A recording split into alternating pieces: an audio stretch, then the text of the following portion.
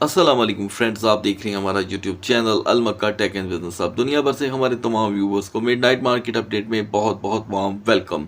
तो दोस्तों, CPI report market में आ चुकी है, उसका क्या इम्पैक्ट रहेगा स्ट्रॉन्गेस्ट तजारती सेक्टर्स पे, इस पे हम बात करेंगे। और आखिरकार सीपीआई रिपोर्ट के अंदर ऐसे कौन से पॉइंट्स थे जिसने सारी चीज़ों को यहाँ पर वक्ती तौर के लिए कर दिया है मुस्तहकम, क्या ये मज़ीद यहाँ पर मुस्तहकम रह पाएंगी, इस पे हम बात करेंगे। और उसके साथ साथ इंटरनेशनल क्रूड ऑयल में जो इस वक्त तब्दीलियाँ आ रही हैं उसके प्राइस में, और बड़े बड़े तरक्की याफ्ता मुल्कों ने उसके लिए क्या किया है, इस पे हम बात करेंगे। और फिर यहाँ पर बीटीसी का तजिया।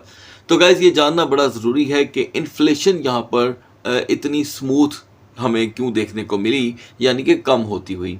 बिफोर ईरान वॉर कहा यह जा रहा है कि तमाम चीज़ें यहाँ पर बड़ी स्टडी थी। Data on consumer prices in फरवरी हमें यहाँ पर इन्फॉर्म करता है कि सारी चीज़ें बड़ी नॉर्मल चल रही थी। वो कैसे? तो उसके लिए दोस्तों आपको ये चार्ट समझना होगा। चार्ट समझने के बाद हम काफ़ी हद तक किसी नतीजे पे पहुंचेंगे कि एनुअल चेंज जो आया है सीपीआई रिपोर्ट में, वो हमें पहले तो इस लेवल पे लेके खड़ा था। ये काफ़ी अपर लेवल की इन्फ्लेशन थी जो यहाँ पर हमें स्मूथ होती दिखाई दी, लेकिन कुछ ऐसी चीज़ें थी जिसने मार्केट को थोड़ी देर के लिए यहाँ पर हैरान कर दिया। ये जानना बड़ा ज़रूरी है क्या हर प्रीवियस क्या था, फोरकास्ट क्या थी, और इस वक्त जो एक्चुअल की बात हो रही थी वो क्या है। तो मैं आपको बता दूं दोस्तों कि प्रीवियस 2.4 था, ओके, और यहाँ पे फोरकास्ट जो था वो भी 2.4 था, और एक्चुअल वो भी 2.4। तीनों चीज़ें एक आने के बाद ये बातें हमें पता चलती हैं कि फरवरी का महीना जिसमें जियोपॉलिटिक्स और जो टेंशन थी वो बड़ी नॉर्मल थी, उसके नॉर्मल रहने की वजह से वो महीने यहाँ पर स्ट्रॉन्ग कंसीडर किए जा रहे हैं। इसलिए फरवरी के अंदर तो दोस्तों इन्फ्लेशन जो थी वो कंट्रोल्ड के वर्ड के साथ यहाँ पे क्लोज हो गई है। लेकिन अब आएगी असल मौजू की बारी, और वो है दोस्तों मार्च। मार्च का आगाज़ होते ही आपने देखा कि क्या हुआ है। और जैसे कि मैं आपको स्टार्ट में सुबह की वीडियो में भी बता चुका हूँ, मैंने यहाँ पर आपके लिए लेसन्स जो हैं वो इंक्रीज़ करता चला जा रहा हूँ ताकि आप समझ सकें। मार्च की 2 या 3 तारीख को जब ये मसला शुरू होता है, तो अब आप तेज़ी से जा रही हैं दोस्तों तकरीबन 12 मार्च की तरफ। तो ये 10 दिन अगले महीने की जो डेटें आएंगी उसमें मार्च की इन्फ्लेशन शो होने के चांस बढ़ रहे हैं, क्योंकि कहा यह जा रहा है, और मैंने इसके ऊपर वेरिफिकेशन भी की है, कि ये अखराजात अमेरिका को यहाँ पर 2 बिलियन के करीब देखने को मिल रहे हैं। यानी कि खाली ये जो मसले मसाइल चल रहे हैं, ये मुफ्त में ये पटाखे शटाखे नहीं चल रहे, ठीक है, इसकी एक अच्छी खासी कीमत अदा करनी पड़ रही है। अब आ जाते हैं दोस्तों हम क्रूड ऑयल पे। ये देखिए आपके सामने मैंने उस ऑयल का चार्ट ओपन कर रखा हुआ है। जिस दिन से हम 120 का हाई लेकर के आए हैं, तब से लेके अब तक हम डाउन साइड पे जा रहे हैं। और अच्छी बात यह है कि आज मार्केट एक मरतबा फिर से, यानी कि 10 मार्च और 11 के दरमियान हम एक बार 80 को भी ब्रेक कर गए थे। लेकिन इसके बाद कुछ नई खबरें देखने को मिली, वो जानना भी बड़ा ज़रूरी है कि तरक्की याफ्ता जो ममालिक थे उन्होंने यहाँ पर गाइस अपने जो रिज़र्व थे उनको यहाँ पर रिलीज़ कर दिया बाकायदा तौर पे पेट्रोल के इस्तेमाल के लिए, यानी कि इस ऑयल के इस्तेमाल के लिए। खालस एक वर्ड पेट्रोल का यूज़ करना ये गलत होगा। Countries agree to record release of emergency oil reserve as price search, यानी कि प्राइस जो बढ़ गए थे उसको कंट्रोल करने के लिए फाइनली उसको रिलीज़ कर दिया गया है। और वो बड़े बड़े कंट्री जिनमें इस वक्त जिनका नाम आता है उसमें यूके खुद है, यूएसए है, इन्होंने यहाँ पर दोस्तों कुल मिला के 400 मिलियन बैरल को यहाँ पे as for the challenge market में रिलीज़ किया, जिसकी वजह से इसके प्राइस जो हैं वो आपको अभी भी $80 पर बैरल पे फी बैरल पे देखने को मिल रहे हैं। याद रहे ये बात समझना बड़ी ज़रूरी है कि हम अभी भी $55 पे वापस नहीं आ सके। जब आप 55 पे वापस नहीं आ सके, इतनी बड़ी, ये देखें, इतनी बड़ी जो अमाउंट है उसकी ऑयल की, उसको रिलीज़ करने के बाद, तो ये हमें एक मैसेज देती है साइलेंट, और वो ये कि अभी भी इन्फ्लेशन का अंदेशा है, और ये भी अंदेशा रहेगा कि ये मार्केट हमें लेके किधर जाती है आने वाले दिनों में। लिहाजा दोस्तों एक बात ध्यान में रखिएगा कि किसी भी वक्त मार्केट, ये मैं क्योंकि मुझे बहुत ही ज़्यादा इस चीज़ से समझ लें कि घबराहट होती है कि आप बिना सोचे समझे कोई बात कर दें। देखें, अगर हम 80 को यहाँ पर ब्रेक नहीं कर पा रहे तो अपने ज़हन में रखिएगा कि यहाँ पर एक खौफ मार्केट में मौजूद है कि ये किसी भी वक्त 80 से सीधा 95 का सफ़र तय कर सकता है, जैसे इसने किया भी। तो ये 15 से $20 का अगर यहाँ पे क्रूड ऑयल में बड़ा फ़र्क आता है तो दूसरी मार्केटों को ही इसका खमियाजा भुगतना पड़ सकता है। जैसे कि आपने पिछले दिनों देखा कि कमोडिटीज़ जो थी वो हिल गई, और अभी भी कमोडिटीज़ जो हैं, ख़ास करके जिसे हम गोल्ड कहते हैं या सिल्वर, वो अभी तक कोई डायरेक्शन पकड़ ही नहीं पा रहे। उनके डायरेक्शन ना पकड़ पाने से काफ़ी ज़्यादा फ़र्क देखा जा रहा है। सो गाइस, बढ़ते हैं मार्केट की तरफ। दोस्तों, सीपीआई रिपोर्ट आने के बाद ये चीज़ तो देखने को मिल रही है कि मार्केट की जो खोई हुई कैपिटलाइजेशन थी वो यहाँ पर हुई है रिवर्सल, और जो डोमिनेंस था बीटीसी का वो यहाँ पर 0.20% तक फॉल कर गया है। और इस वक्त बीटीसी खुद आपको ट्रेंडिंग के अंदर देखने को मिल रहा है। अगर अदर देन हम किसी और को देखें तो मैं समझता हूँ इनको डिस्कस करने की भी ज़रूरत नहीं है, क्योंकि इनका फंडामेंटल होने से कोई ताल्लुक ही नहीं है। तो दोस्तों, यहाँ पर आगाज़ करेंगे हम सोलाना से। सोलाना जो अपनी यहाँ पर जो परफॉर्मेंस दिखा रहा है वो काफ़ी ज़्यादा आपको मुतासिर यहाँ पर दिखाई दे रही है। किस लेवल पे?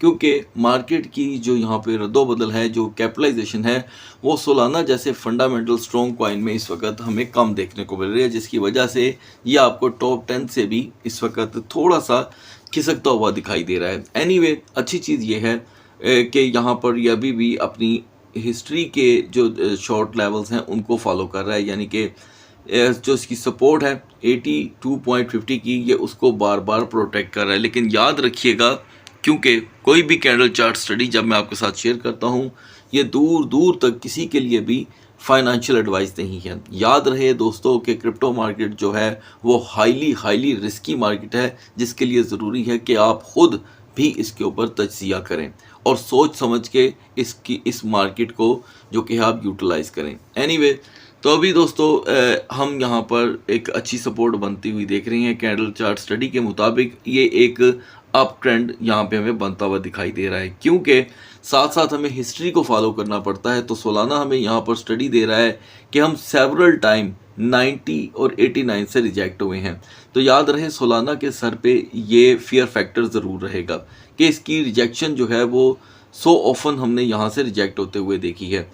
और अगर हम यहाँ पर इसकी सपोर्ट कंसीडर करते हैं किसी लेवल को, तो सुबह हमने सोलाना को 84.10 पे मूव होते हुए देखा, लेकिन इसकी यूनिवर्सल सपोर्ट अभी के लिए जो है वो सिर्फ 82.50 कंसीडर की जा सकती है। याद रहे, ये सपोर्ट एंड रेजिस्टेंस जो है हर एक टाइम कंप्लीट होने के बाद कैंडल चार्ट स्टडी में ये अपनी डायरेक्शन को चेंज करती है।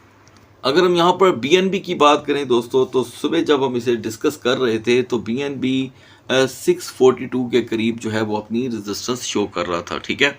और जैसे कि आप जानते हैं कि जब रिपोर्ट्स मार्केट में रिलीज़ होती हैं तो वॉलेटिलिटी तो आती है। तो यहाँ पर बीएनबी ने वक्ती तौर के लिए एक यहाँ पर जो कि है रिवर्स गेयर लिया, जिसका अंदेशा भी था, और हम यहाँ पर 634 का फिर से एक सपोर्ट लेवल देख कर आ रहे हैं, ठीक है। हिस्ट्री इसको बता रही है कि 634 से पहले भी बाउंस हुआ और अभी यहाँ पर बीएनबी में एक अप ट्रेंड बन रहा है। अगर हम इसके पिछले लेवल को फॉलो करें तो वही मैंने आपको बताया था कि 660 से इसकी रिजेक्शन के काफ़ी ज़्यादा चांसेस देखने को मिले हैं।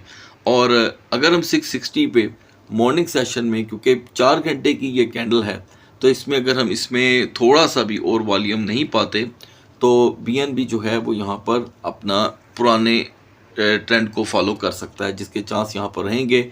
याद रहे कि बीएनबी ने 640 को सेवरल टाइम यहाँ से अपना बाउंस एरिया सेलेक्ट किया है।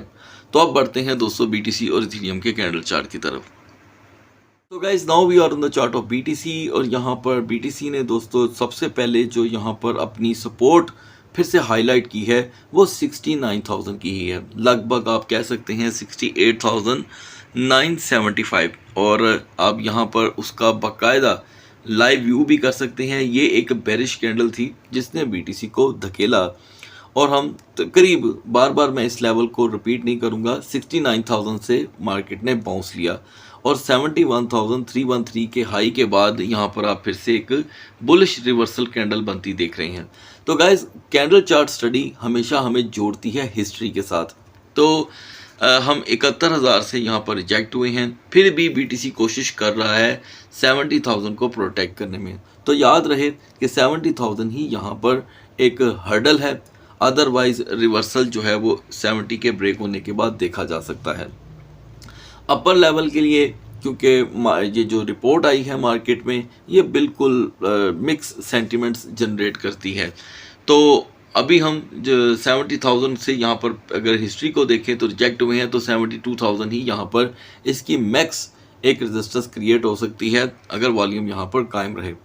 और साथ साथ अगर ये वाला लेवल टूट गया, क्योंकि कुछ ही देर में यहाँ पर 4 आवर की नई कैंडल बनेगी, तो उसके 2 पहले जो घंटे होंगे वो बड़े ही अहम साबित हो सकते हैं। अब बढ़ते हैं इथीरियम के कैंडल चार्ट की तरफ। सुबह जब हम इथीरियम को दोस्तों डिस्कस कर रहे थे तो इथीरियम 2020 पे आपको रेजिस्ट करता हुआ दिखाई दे रहा था, और इसमें इस दरमियान ये जो आप बिल्कुल यू शेप ट्रेंड बनता देख रहे हैं, ये ज़रा समझने वाला है। इस दरमियान जो वापसी हुई इथीरियम की दोस्तों, वो करीब 2010 तक की थी, और उसके बाद इथीरियम आपके सामने दोस्तों बाउंस लेता है और हम हाई देख कर के आते हैं लगभग 2088 तक का। और देखें यहाँ पर इथीरियम अपनी अगर पुरानी सपोर्ट की तरफ जाता है तो यहाँ पर इथीरियम की पुरानी सपोर्ट 2050 ही रहेगी, लेकिन ये क्योंकि इतनी भी पुरानी नहीं है तो अंदेशा 2050 के ब्रेक होने पे इसकी यूनिवर्सल सपोर्ट की तरफ जाता है, और इसकी यूनिवर्सल सपोर्ट यहाँ पे 2010 की है। और यहाँ पर बिल्कुल BTC की तरह इथीरियम के टॉप पे भी नई कैंडल दोस्तों यहाँ पे बर्थ लेने वाली है, जो 4 घंटे बाद हमेशा यहाँ पर बनती है, अगर आपने 4 घंटे का कैंडल चार्ट ओपन किया हो तो, ठीक है जी। तो ये इसके पहले 2 घंटे बहुत अहम रहते हैं हमेशा ही। अगर वो पहले 2 घंटे पॉजिटिव जोन में रहते हैं तो इथीरियम को एक एक्स्ट्रा एनर्जी मिल जाती है 2090 के लिए, और ये अपने रिवर्सल की तरफ थोड़ा सा बढ़ता है, लेकिन कैपिटलाइजेशन मार्केट की फॉलो करना बड़ा ज़रूरी है। तो इस दरमियान दोस्तों ये लेवल बड़े अहम रहेंगे, जिसमें 2050 इसकी एक मिडल समझ लें कि पावर का यहाँ पर इस्तेमाल कर सकती है। सो गाइस, सुबह तक अल्लाह हाफिज़।